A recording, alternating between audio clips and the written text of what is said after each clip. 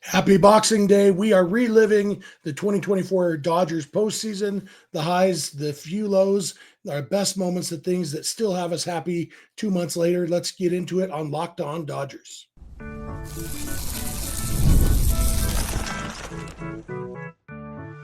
You are Locked On Dodgers, your daily Los Angeles Dodgers podcast, part of the Locked On Podcast Network, your team every day. Hey, Dodger fans, happy Boxing Day. This is Locked On Dodgers, part of the Locked On Podcast Network, your team every day. Thanks to our everydayers for being with us every weekday morning. And thanks to those of you who join us live a lot. Guess what? We are not live because we are recording this on Christmas Eve so that we can spend the holidays with our families. We will be back to live episodes very soon, of course. And we appreciate all of you who join us there. Remember, this show is free and available on all podcast platforms and on YouTube, simply by searching for Locked On Dodgers. You can make it easier on yourself by subscribing wherever you're watching or listening right now. If this is your first time with us, my name is Jeff Snider. That's Vince Samperio. Vince and I are both lifelong Dodger fans, just like most of you. We're also world champions because Daniel Hudson said so. We've spent time covering the Dodgers in the press box and the locker room over the past decade, so we bring you the smart fans perspective on our boys in blue every weekday morning. This episode is brought to you by FanDuel. The NFL playoffs are almost here, but it's not too late to get in on the regular season action with FanDuel, because right now new customers can finish the season strong with $250 in bonus bets if your first $5 bet wins. Visit FanDuel.com to get started. And we're going to get started here, Vince. Yesterday on our Christmas episode, we talked about, recapping kind of the 2024 regular season, mostly positive. Got into a couple lows because everything has its highs and lows. We may actually add another low category for this one, talking about the postseason, because I believe you can't fully appreciate the highs without remembering the lows sometimes. But we're going to dig into basically the same categories and talk about the postseason, because I don't know if you remember this, Vince, but the 2024 postseason was kind of intense. You're muted. Yeah, intense, but ultimately a lot of fun. So yeah, absolutely. And so jumping right in, I guess I'm going to do them in a different order because, yesterday we started with the highest point of the regular season, and I feel like we probably ought to end with the highest point of the postseason. So we're going to flip these around. So we're just going to do the reverse order from what we did yesterday.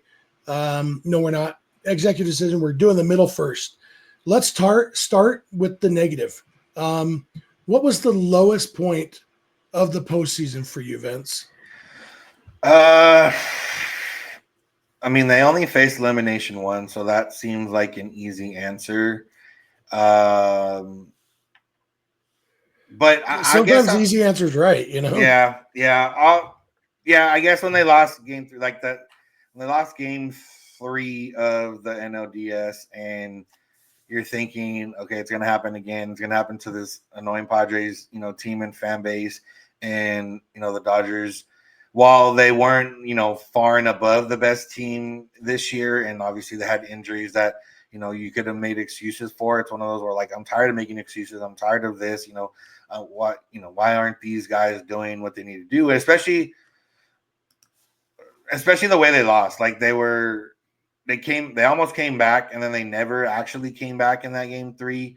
And, you had hope after Teoscar hit that big grand slam. You're like, okay, cool. Like, we're going to come back. We're going to at least have a chance in this game. We're going to tie it at some point, and, to go down to a battle of bullpens, and we'll see what happens. And then when it didn't, you're like, okay, well, if it didn't happen after that Teoscar grand slam, like, that's a big piece of postseason runs, then I don't know if it's going to happen.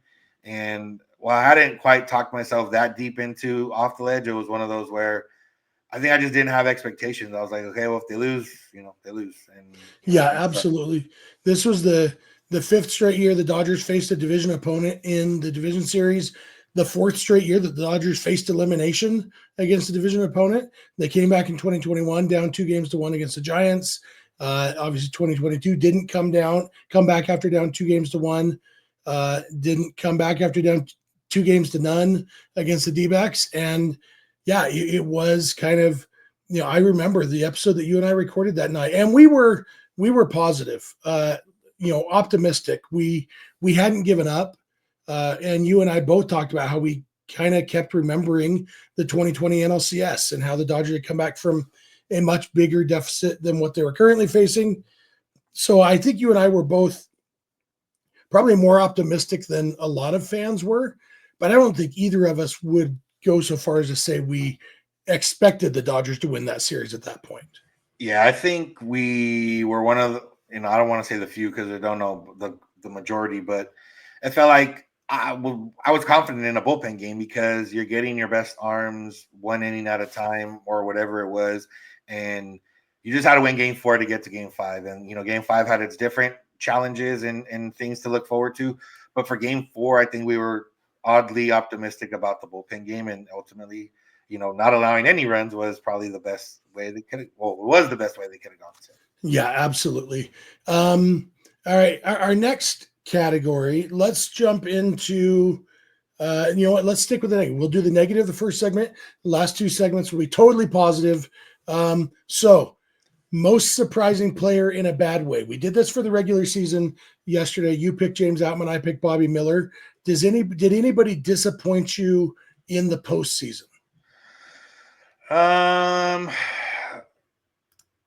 Yeah, I mean, you could probably find some guys that were disappointing in the postseason and definitely find, maybe some pitching performance. It was one of those where everyone kind of had a moment, so it's kind of hard to look on it overall. Like if you think about like Will Smith, overall didn't quite have the numbers, but did have like a couple key home runs in one in an elimination game and one in another game where the Dodgers, I think, were down or tied 1-1 or whatever it was.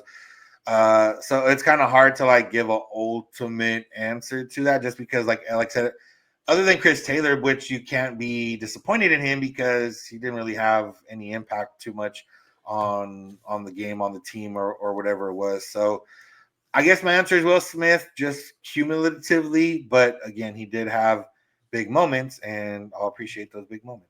Yeah, I think that's a good answer and good framing because, you go with Jack Flaherty because he had a couple big clunkers after that I traded for him at the trade deadline. He also pitched really well a couple times, obviously getting blown up in game 5 of the World Series was not ideal.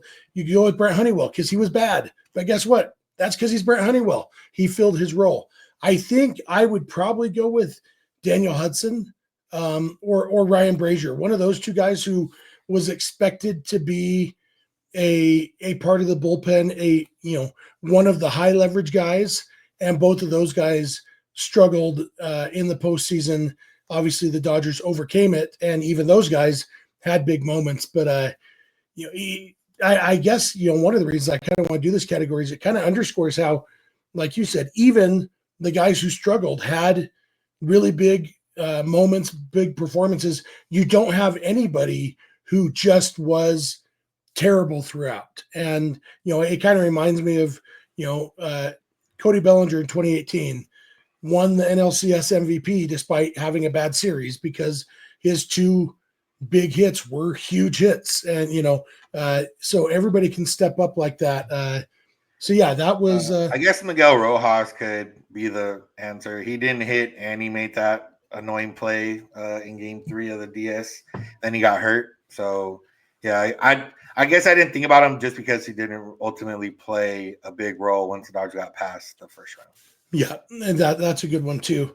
All right, we're going to come back in a minute. We're going to dig into other things, all positive the rest of the way out because, as you remember, the 2024 postseason was overwhelmingly positive. We're going to dig into that. So thank you for making Locked On Dodgers your first listen, and please keep it Locked On Dodgers. This episode is brought to you by Rocket Money. Did Rocket Money ever help you find any subscriptions you forgot about or that you were paying for twice? It definitely happened for me. I won't go into specifics, but I had a couple subscriptions that I was paying for multiple times, didn't even realize it. Or my wife and I have both signed up for the same thing. Rocket Money made it so easy to track them all down. It's like having a personal assistant for your finances. It is a personal finance. Rocket Money personal finance app that helps you find and cancel your unwanted subscriptions, monitors your spending, helps lower your bills so you can grow your savings. It brings everything together in one place, whether it's subscriptions, your spending habits, or even the goals you want to hit this year. Rocket Money has over 5 million users and has saved a total of over $500 million in canceled subscriptions, saving members up to $740 a year when using all of the app's premium features. For me, one of the best features is a subscription tracker. I've used it to cancel services I wasn't using anymore. I've saved a ton. Plus, with their goals feature, I've been able to automatically set aside money for my future with no more stressing about budgeting every month. So cancel your unwanted subscriptions and reach your financial goals faster with Rocket Money. Go to rocketmoney.com/lockedon today. That's rocketmoney.com/lockedon, rocketmoney.com/lockedon. We are back. Thank you again for making Locked On Dodgers your first listen every weekday morning. Hope you had a Merry Christmas. Hope you're having a wonderful Boxing Day. Hope you are enjoying time with family, if you're spending time with family. For our Jewish friends like Steve and Levi, some of my favorite everydayers, I hope you enjoyed your first night of Hanukkah last night and enjoy the rest of Hanukkah. Wonderful time of the year and wonderful time to talk about the Dodgers. Remember, you can go beyond the podcast to become a Locked On Dodgers insider by going to joinsubtext.com/LockedOnDodgers. Also, be sure to check out Locked On Sports Today and Locked On Sports Los Angeles over on YouTube. And for your second listen, be sure to check out Locked On MLB, hosted by our buddy Paul Francis Sullivan, a.k.a. Sully. Remember, I will be on the New Year's Eve episode with Sully. We recorded it a few days ago, talking about a lot of what we're talking about here, the Dodgers postseason, because Sully had me on because the Dodgers won the World Series. And that is still a sentence that makes me smile, Vince. It's been almost 2 months now since the Dodgers won the World Series. But nobody's done it more recently. So they are the reigning World Series champions. You and I are World Series champions. So jumping back in, reliving the 2024 postseason, who was your, let's go with your most surprising player in a good way, Vince? Yeah. Actually, can I go first so you don't take mine? Yeah, go ahead. It's Tommy Edman. Tommy Edman was so good. Like we knew, you and I, when the Dodgers traded for Tommy Edman, we were excited about it. We liked that trade. We liked Michael Kopech in that trade, but we were optimistic about Tommy Edman. Neither of us would have predicted what he did in the NLCS, tying a Dodger record for most RBIs in a single postseason series, tying Corey Seager. Corey Seager had a real good postseason. I don't know if you heard about that. And this series, it only went 6 games. Doing what Tommy Edman did, playing all over the field, being just dominant, laid down a couple great bunts even for people who love that stuff. It was just everything that we could have hoped for about Tommy Edman came true, and then some, especially in the NLCS, but even in the World Series. He had some big hits for the Dodgers, and just Tommy Edman, absolutely the biggest and brightest surprise for me. Yeah, it was, trying to go against that, especially on the offensive side, because for the first time in a while, all the top guys for the Dodgers did what they were supposed to do. You could, I guess the way you could get Freddie Freeman as your answer here is that with the injuries, you maybe didn't expect too much. And even more so now, the fact that we know how much injury he actually had. But yeah, offensively, I mean, Mookie did his thing, Freddie did his thing, Teoscar did his thing, Muncy had a good CS, Ohtani did his thing, and Kike had his moments, and you expected that. And even Gavin Lux, who ultimately didn't have great numbers overall, but like we talked about before, had the moments, got the walk that started that inning in the first game in game 1, and had the sac fly that put him ahead or tied the game in game 5 of the World Series. So different things there. So I'll go on the pitching side, and I'll go. There's 2 guys that had 0 ERAs, Phillips and Vesia, and those are 2 guys that could be very good answers. But I think for me, it's Blake Treinen in the fact that he became a absolute workhorse in the postseason. And for a guy at his age, coming off multiple injuries and everything else, and to give the Dodgers as much as he did. I mean, he pitched 12 innings throughout the postseason, had I think like 18 strikeouts, a 2-something ERA. But it was the biggest moment. He closed out the DS, he closed out the CS, and had he not already thrown so many pitches because the Dodgers needed him to, he probably would have closed out the World Series. But he was a guy that, he pitched well in the regular season. He still had the nasty stuff, did run into a little bit of issues there toward the end of the season. It's like, you wouldn't, I don't know if we had as much faith and hype into him as maybe Michael Kopech at the time, who, came in and was guns a-blazing ever since they got him from the trade deadline. And I think Blake Treinen ultimately was probably the most important relief pitcher for the Dodgers in the postseason. Yeah, absolutely. And a couple of the guys you mentioned, like you said, Freddie absolutely could qualify here for most surprising because of the injury. Even Mookie Betts, because of his struggles the last couple postseasons. Like, I wasn't surprised that Mookie had a good postseason, but a lot of people were. And it's realistic. It's not, just negativity to think, he was had an over 22 stretch spanning a couple of years in the postseason. That's bad, so definitely some good surprises. Let's go to, I guess, segueing off your thing. Let's go to your favorite pitching performance of the postseason. Yeah, this one's tough because there is a lot of different ways to go. But I don't want to mention other ones in case one of those is your answer. I think I'll go with. It sucks to go back to the Padres series so much because it wasn't the World Series, but it was the biggest series and it was the only time they were facing elimination. So I think Yamamoto's performance in Game 5 of that series is the one for me, just because he had such a terrible, Game 1, and we didn't know what to expect. And you're going against Yu Darvish, who seemed to have the Dodgers number, and you weren't sure what the Dodgers offense was going to give you that game. And for him to get through that first inning was huge without allowing any runs, because it seemed like the Dodgers were playing from behind a lot of that series. And for him to, ultimately give you length and not allow runs was, ultimately what ended up being biggest for the Dodgers in that series. And, maybe even in the postseason, if he even gives up 1 run or 2 runs in that series, doesn't give you the 5 innings, who knows what happens. So I think that was 1A of probably 1A through F. Yeah, that's definitely a good one, considering how the Padres had kind of had his number from Korea all the way to Game 1 of the NLDS. It was huge. There's a lot that come to my mind too. And I'll tell mine and then we can list some of our honorable mentions. For me, it's Blake Treinen in Game 5 of the World Series. It's weird a little bit to have it be a relief appearance, but when Jack Flaherty got lit up and then the Dodgers made a comeback and it's like, crap, even before the comeback, you're like, how are the Dodgers going to get through this game? Because Kasperius just threw 43 pitches yesterday and Honeywell threw 52 pitches yesterday, and it's like our long relievers are spent. And, how are the Dodgers going to get through this game? And then they come back and tie the game. And then it's even like, now we have to win this game. How are they going to do that?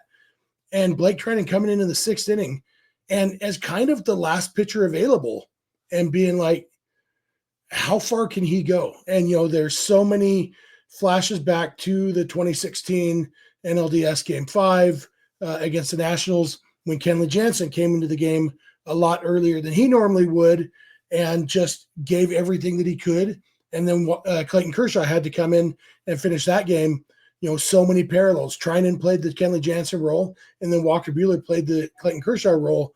But when we talked to Ben Kasperius, he talked about the impact that Blake Treinen had on him in that moment, like the heroic effort. And obviously, baseball is a game. It's a sport. It's not life and death. So we have to recognize we're using the term heroic in the context of baseball. But in the context of baseball, it doesn't get much more heroic than a guy who has already thrown way too much, who has struggled a little bit. The Yankees kind of had his number a little bit. Whether it was because he was tired or whatever, he had kind of started to show cracks. And for him to come in and get through that, when you realize, because Gratterall didn't pitch as effectively, they probably would have liked to have Gratterall go 2 innings or liked to have somebody else go 2 innings. None of them could, and Treinen said, all right, I'll just go 2 2 2/3. You think there was one out in the sixth. In the context of baseball, that was about as heroic as it gets. Yeah, like I said, there's a lot of, Flaherty's start against the Mets, Walker Buehler's start in the World Series, Walker Buehler's last inning of the World Series. There was a lot to get into, but those are probably two of the more impactful ones in terms of directly impacting the Dodgers winning the World Series. Yeah, and one of my favorites came in the Padres series. Evan Phillips, pitcher of the well, and then he came out. I think it was when he came out of the game, and Alex Vesia came in and struck out Jackson Merrill to end that inning. But when Phillips came off the mound and was hyping up the crowd, lifted his arms up and everything, which is kind of like Evan Phillips is a pretty stoic guy on the field. And so even that, but then in his hyping up the crowd, then he signs "I love you" to his wife up in the crowd. Like, it's just like, you can't get better than that. That was, so I don't know if that counts as a pitching performance since it technically came after the pitching performance, but other ones that I thought of was Vesia getting Trevino to fly out on one pitch when Blake Treinen did run out of gas in, what was that, game 2 of the World Series? When it was at Dodgers up 4-2, Yankees had the bases loaded. It was a scary moment, and Vesia coming in, getting that one pitch pop out was huge. So many big moments. Obviously Buehler. Yeah, and Buehler might have been too easy to choose. And we may talk about Buehler a little bit in the next segment because we're going to talk about our favorite home run of the postseason and the highest point of the postseason. So we'll dig into that. Thank you for making Locked On Dodgers your first listen, and please keep it Locked On Dodgers. This episode is brought to you by FanDuel. The NFL playoffs are almost here, but it's not too late to get in on the regular season action with FanDuel, America's #1 sportsbook.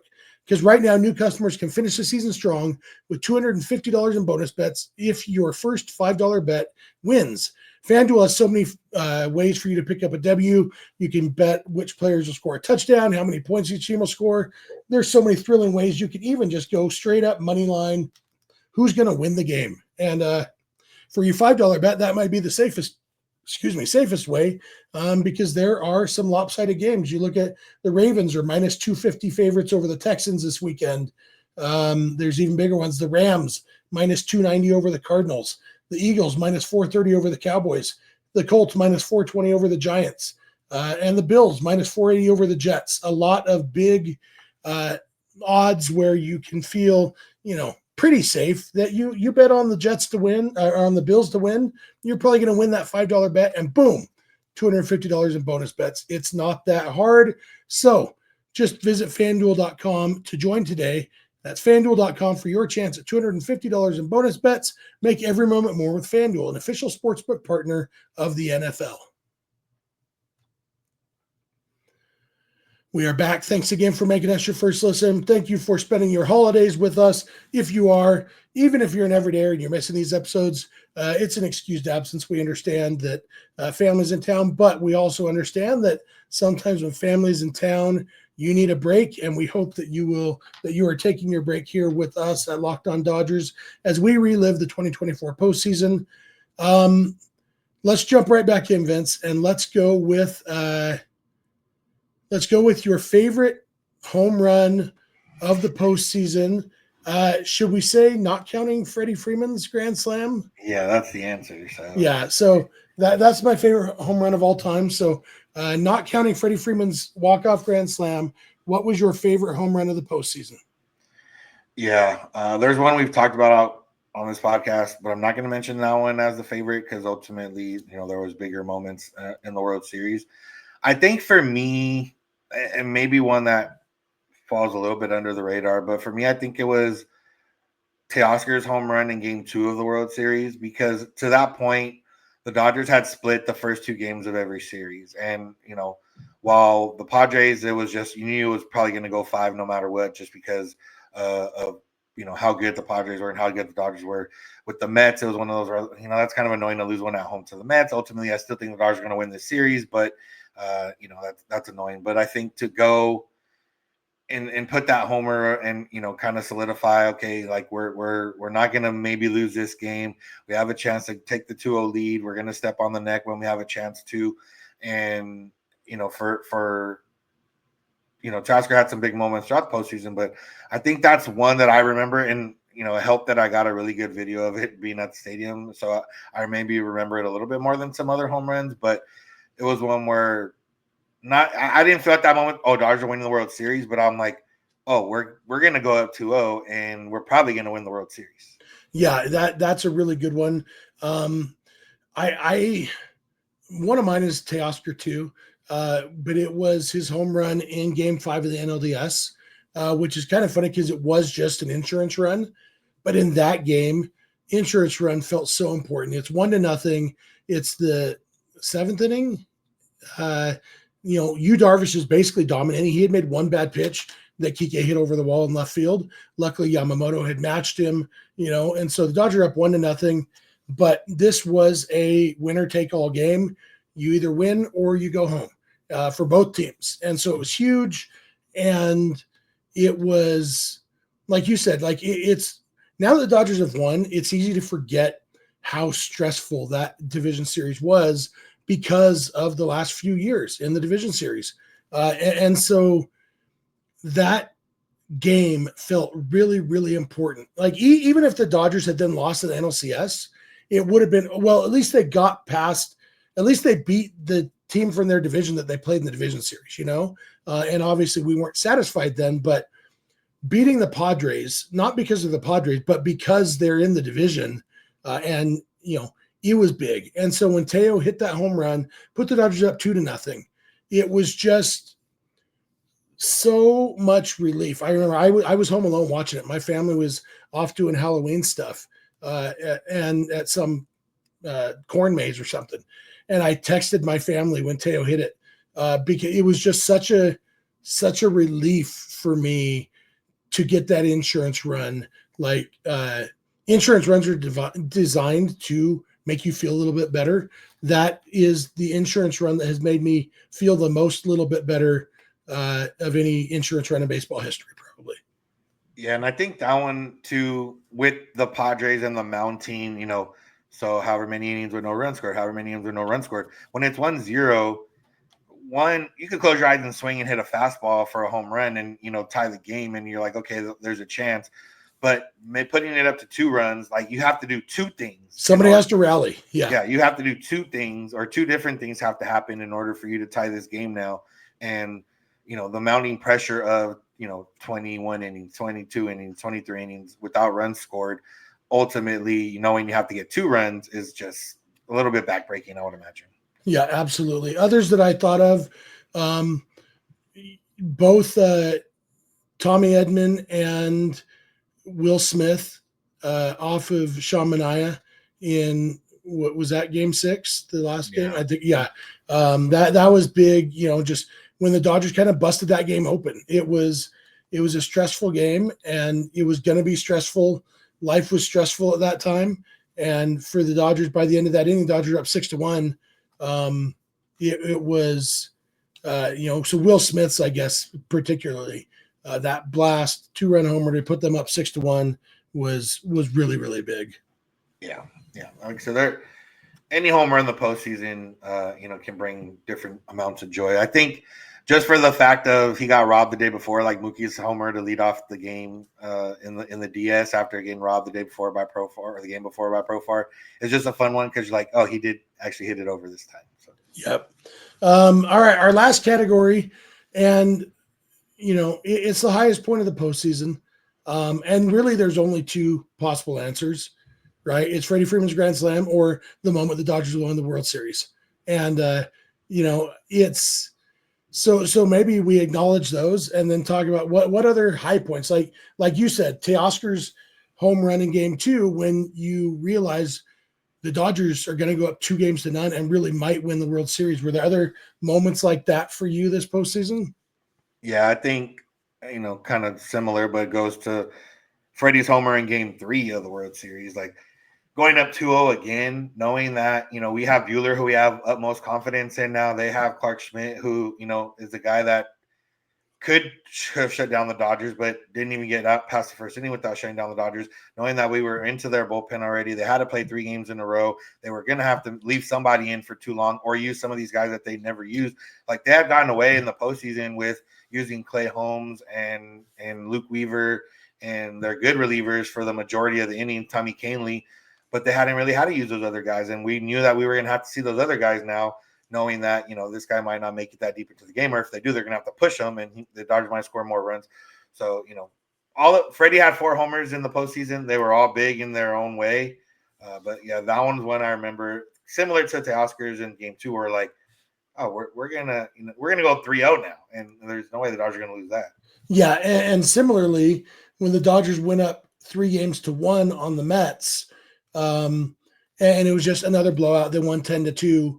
That was like, once you're up 3-1, you're probably going to win this series, and so that for me was a high point for sure. Let's just finish this though. If you had to choose between Freddie Freeman's walk-off grand slam and Walker Buehler striking out Alex Verdugo, which one are you choosing as the high point of the postseason? I think it's Freddie's grand slam, and obviously it didn't directly win the game, but to be that close to going down 1-0 in the series, and in a close game where everybody's using their main pitching arms, and you don't know what's going to happen in game 2, and you don't. To that point, going into the series, I had confidence the Dodgers were going to win in at least 6 games. 5 was cherry on top. But I had a lot of confidence the Dodgers were going to win that series. And then I had confidence the Dodgers were going to hit Garrett Cole. And then when they didn't, it was a little bit annoying. And then, like the way that game kind of went, it was like, it's going to be an annoying loss. And for him to hit that, it just reaffirmed, one, that – okay, there's something special going on here. 2, the Dodgers are probably going to win the World Series. And, 3, just the way it happened, and, everything that kind of came before in that inning, it was that to me was still the highest point. Buehler's sealed the deal, but Freddie's gave you the ultimate, like, original hope. Yeah, it's funny the similarities between game 1 and game 5. Both of them were Garrett Cole against Jack Flaherty. Both of them, Garrett Cole was pretty dominant. I mean, he allowed a total of 1 earned run in those 2 games, and yet the Dodgers won both games, and different ways. Freddie Freeman was right in the middle of both of them. But yeah, so that, like I've said before, that Freddie Freeman grand slam, we're recording this. It's still early on Christmas Eve. I've already watched it 7 times today. That's what we're doing tonight, as it's a new Christmas Eve tradition in my family. We're going to watch Freddie Freeman's grand slam a couple times. Like, that is a moment that I'm so glad that you finally have your Kirk Gibson moment, Vince, because you've had a lot of moments as a Dodger fan, but you were -3 years old when Kirk hit 2.5. When Kirk Gibson hit that homer in 1988, I was old enough to remember it. Your generation didn't have this moment until now. Even with winning the World Series in 2020, there wasn't that one huge moment, And so now you guys have that moment. So that's huge. And then, but Buehler finishing the series off, like finishing it with a strikeout against the guy the Dodgers traded to get Mookie Betts, the guy who had talked trash about the Dodgers 2020 World Series title. That was poetic. It was beautiful. And that moment, like, I think about the moment when the Dodgers won the World Series, the moment when Freddie hit that grand slam, they're like the same feeling inside of me, clutching a pillow, and, different moments for sure, because in the Buehler moment, it's like, okay, please just finish this. And in the Freddie moments, literally, please, we need a miracle. And then we got the miracle. And I guess that's what pushes Freddie over the top for me, is that Freddie's was a miracle. Buehler's was like historic, what a gutty move by him to go down to the bullpen, all that stuff. Freddie's was a miracle. Yeah. And, they both have similar lore to it. Like Freddie's, we found out all the stuff after the fact of he was way more hurt than we thought. And they probably couldn't have pitched it in a better spot the way Freddie made the adjustment, to deal with things. And then with, Buehler kind of lying to the coaches about feeling good and everything else. And so they both have, they're both etched in memory for sure forever. Yep. All right. That's it. The Dodgers just won the World Series again. We are still world champs. It's pretty awesome. You got anything else before we wrap this up, Vince? No, it hasn't got old yet, and I don't think it will for at least another 2 months. Absolutely. Thank you all for being here with us, for spending some of your holidays with us, for spending the year with us. It's been a great year for us at Locked On Dodgers. We'll dig more into that next week as the year comes to an end, but we really appreciate you. Be sure to check out Locked On Sports Today and Locked On Sports Los Angeles over on YouTube, 24/7 streaming channels from the Locked On Podcast Network. Please subscribe to us here at Locked On Dodgers on YouTube and wherever you're listening. You can go beyond the podcast and become a Locked On Dodgers insider by going to joinsubtext.com/Locked On Dodgers. You can follow us on Instagram, Twitter, and TikTok at Locked On Dodgers. Vince is on Twitter at VinceSince91. I'm on Twitter at Snydog, and both of our DMs are open there. You can also email us, lockedondodgers@gmail.com, or send us a voicemail or a text message to 323-863-LOCK5625. We are here every weekday morning, and we hope you'll be here with us. When you get in your car or sit on your couch, tell your smart device to play podcast Locked On Dodgers. And remember, you don't have to agree, you just have to listen. We'll talk to you tomorrow. Have a good one.